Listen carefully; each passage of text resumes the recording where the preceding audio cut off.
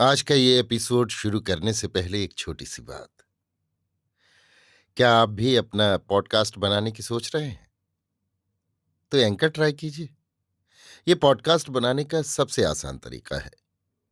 Number एक, ये free है। नंबर दो, इसमें कई सारे ऐसे टूल्स हैं जो आपको अपने फोन और कंप्यूटर पर रिकॉर्ड और एडिट करने की फैसिलिटी देते हैं। नंबर तीन, आप अपने पॉडकास्ट को डिस्ट्रीब्यूट भी कर सकते हैं, जिससे इसे स्पॉटिफाई और दूसरे प्लेटफॉर्म पर सुना जा सके। तो डाउनलोड कीजिए फ्री एंकर ऐप या विजिट कीजिए anchor.fm पर अपना पॉडकास्ट स्टार्ट करने के लिए।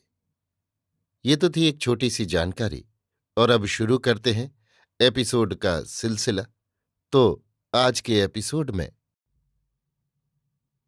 लीजिए सुनिए रविंद्रनाथ टैगोर के लिखे उपन्यास गोरा के 8वें भाग को मेरी यानी समीर गोस्वामी की आवाज में। आनंदमयी के घर से निकलकर विनय रास्ते में जैसे एकदम उड़ता हुआ चला जा रहा था। उसके पैर जैसे जमीन पर ही नहीं पड़ते थे।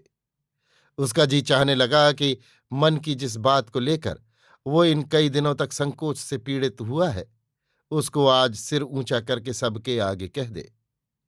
विनय जिस घड़ी 78 नंबर के घर के दरवाजे के पास पहुंचा, ठीक उसी समय परेश बाबू भी दूसरी तरफ से आकर उपस्थित हुए। आओ आओ विनय बाबू, मैं बहुत खुश हुआ। ये कहकर परेश बाबू विनय को भीतर ले गए और सड़क के किनारे ही जो उनकी बैठक थी उसमें बिठलाया। एक छोटा टेबल रखा था। उसके एक तरफ पीठदार बेंच और दूसरी तरफ काठ और बेंत की दो कुर्सियां थीं। दीवाल में एक तरफ ईसा का एक रंगीन चित्र और दूसरी तरफ केशव चंद्र सेन का फोटो लगा हुआ था। टेबल के ऊपर 2-4 दिन के अखबार तह किए हुए रखे थे। कोने में एक छोटी अलमारी थी, जिसके ऊपर एक ग्लोब कपड़े से ढका हुआ था। विनय बैठा था। उसका हृदय चंचल हो उठा। जान पड़ने लगा मानो उसकी पीठ की तरफ के खुले हुए दरवाजे से कोई बैठक के भीतर आकर प्रवेश कर रहा है। परेश बाबू ने कहा, सोमवार को सुचरिता मेरे एक मित्र की लड़की को पढ़ाने जाती है। वहां सतीश की हमजोली का एक लड़का है। इसी से सतीश भी उसके साथ गया है। मैं उन्हें पहुंचाकर अभी लौटा आ रहा हूं, और जरा देर हो जाती तो फिर आपसे मुलाकात न होती। परेश बाबू के साथ खुलकर उसकी बातचीत होने लगी। बातें करते करते एक एक करके परेश बाबू को आज विनय का सब हाल मालूम हो गया। विनय के माँ बाप कोई नहीं है। चाची के साथ चाचा गांव में रहकर जमीन जायदाद देखते हैं। दो चचेरे भाई उसके साथ एक ही घर में रहकर कलकत्ते में पढ़ते थे। उनमें से बड़ा भाई वकालत पास करके उस जिले के अदालत में वकालत करता है, और छोटा भाई कलकत्ते में ही हैजे की बीमारी से मर गया। चाचा की इच्छा है कि विनय डिप्टी कलेक्ट्री के लिए कोशिश करे, लेकिन कोई भी कोशिश न करके अनेक व्यर्थ के कामों में लगा हुआ है। इस तरह लगभग 1 घंटा बीत गया। बिना काम के और अधिक देर तक ठहरना ठीक न समझकर विनय उठ खड़ा हुआ। उसने कहा, बंधु सतीश के साथ मेरी भेंट नहीं हुई, इसका दुख है। उससे कह दीजिएगा कि मैं आया था। परेश बाबू ने कहा, और जरा देर ठहरते तो उन लोगों से भेंट हो जाती। उनके लौटने में अब अधिक देर नहीं है। इसी बात पर निर्भर करके फिर बैठ जाने में विनय को लज्जा मालूम हुई। और जरा आग्रह करने से वो बैठ सकता था, किंतु परेश बाबू अधिक बोलने या आग्रह करने वाले आदमी ही नहीं थे। इससे चल ही देना पड़ा। परेश बाबू ने कहा, आप फिर आए तो मुझे बड़ी प्रसन्नता होगी। सड़क पर आकर विनय ने अपने घर की तरफ लौटने की कोई जरूरत नहीं देखी। वहां कोई काम न था। विनय अखबारों में लिखा करता है। उसके अंग्रेजी लेख की लोग खूब तारीफ करते हैं, किंतु पिछले कई दिनों से जब वो लिखने बैठता था तो कुछ सूझता ही नहीं था। टेबल के सामने अधिक समय तक बैठना ही मुश्किल होता था। मन उचाट और व्याकुल सा हो जाता। इसी से आज वो अकारण ही उल्टी तरफ चला। 2-4 कदम जाते ही एक बालक कंठ की ध्वनि सुन पड़ी, विनय बाबू, ओ विनय बाबू। सिर उठाकर देखा, एक गाड़ी की खिड़की पर झुका हुआ सतीश उसे पुकार रहा है।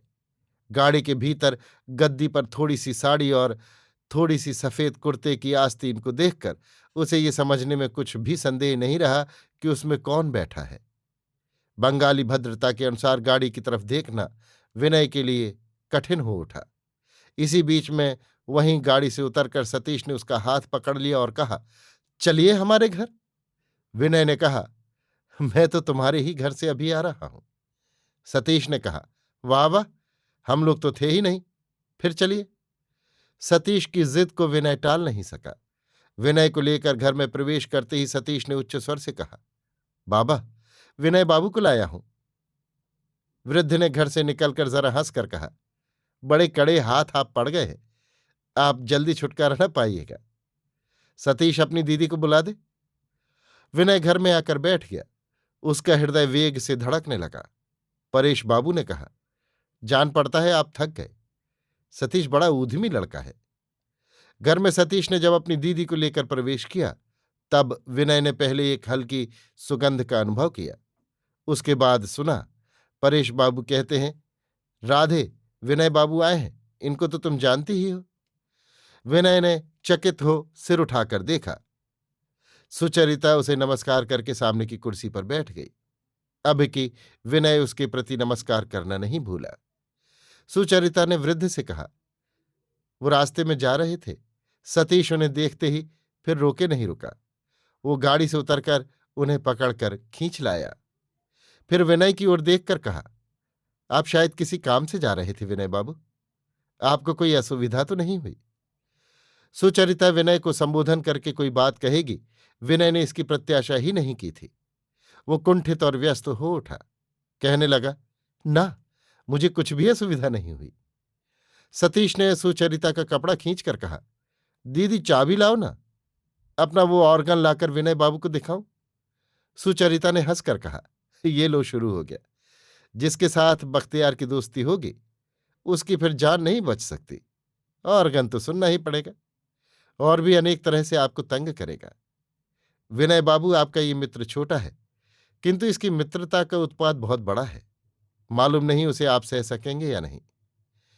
विनय ने संकोच भाव से उत्तर दिया, ना, आप कुछ भी ख्याल न करें, मुझे ये सब खूब अच्छा लगता है। सतीश ने बहन से चाबी लेकर ऑर्गन निकाला और उसे लेकर आ खड़ा हुआ। चौकोर कांच से मढ़े हुए तरंगित सागर की तरह रंगे हुए नीले कपड़े पर एक खिलौना जहाज था। सतीश के चाबी देते ही ऑर्गन के सुरताल के साथ जहाज डगमगाता हुआ चलने लगा। सतीश एक बार जहाज की ओर और एक बार विनय के चेहरे की ओर देखता हुआ अपनी चंचलता को किसी तरह भी छिपा नहीं सका। इस प्रकार सतीश के बीच में रहने से धीरे धीरे विनय का संकोच टूट गया और धीरे धीरे बीच बीच में मुंह उठाकर सुचरिता से दो एक बात कर लेना भी उसके लिए असंभव न रह गया। सतीश ने बिना प्रसंग के ही सहसा पूछ लिया, अपने मित्र को एक दिन हमारे यहां नहीं लाएंगे? इस पर विनय के मित्र के बारे में सवाल पूछे जाने लगे।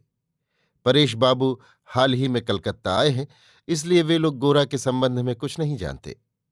विनय अपने मित्र की बात करता हुआ उत्साहित हो उठा। गोरा में कैसी असाधारण प्रतिभा है, उसका हृदय कितना विशाल है, उसकी शक्ति कैसी अटल है, इसका बखान करते हुए मानो विनय की बात ही नहीं चुकती थी। गोरा एक दिन सारे भारतवर्ष पर दोपहर के सूरज की तरह चमक उठेगा।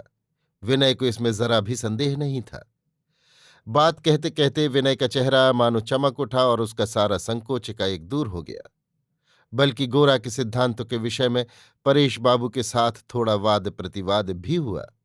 विनय ने कहा, गोरा जो हिंदू समाज को समूचा ऐसे निसंकोच ग्रहण कर पाता है, उसका कारण यही है कि वो बहुत ऊंचाई से भारतवर्ष को देखता है। उसके लिए भारतवर्ष के छोटे बड़े सब एक विराट ऐक्य में बंधे हैं, एक वृहत संगीत में घुल मिलकर संपूर्ण दिखाई देते हैं। वैसे देख पाना हम सबके लिए संभव नहीं है। तभी हम लोग भारतवर्ष के टुकड़े टुकड़े करके विदेशी आदर्शों के साथ उनका मिलान करके केवल भारत के साथ अन्याय करते हैं। सुचरिता बोली, आप क्या कहते हैं कि जाति भेद अच्छा है? बात ऐसे की गई मानो इस बारे में कोई बहस हो ही नहीं सकती। विनय बोला, जाति भेद न अच्छा है न बुरा, यानी कहीं अच्छा है कहीं बुरा। अगर पूछा जाए कि हाथ अच्छी चीज है कि बुरी, तो मैं कहूंगा सारे शरीर में मिलाकर देखें तो अच्छी चीज है। किंतु अगर पूछें कि उड़ने के लिए अच्छी है या नहीं, तो मैं कहूंगा कि नहीं। वैसे ही जैसे मुट्ठी पकड़ने के लिए डैने अच्छी चीज नहीं है। सुचरिता ने उत्तेजित होकर कहा, वो सब बात मेरी समझ में नहीं आती। मैं ये पूछती हूं कि क्या आप जाति भेद मानते हैं? और किसी से बहस होती तो विनय जोर देकर कहता, हां मानता हूं। किंतु आज वो जोर देकर ऐसा नहीं कह सका। ये उसकी भीरुता थी या वास्तव में जाति भेद मानता हूं, ये बात जहां तक जाती है वहां तक जाना उसे आज स्वीकार नहीं होता, ये निश्चयपूर्वक नहीं कहा जा सकता।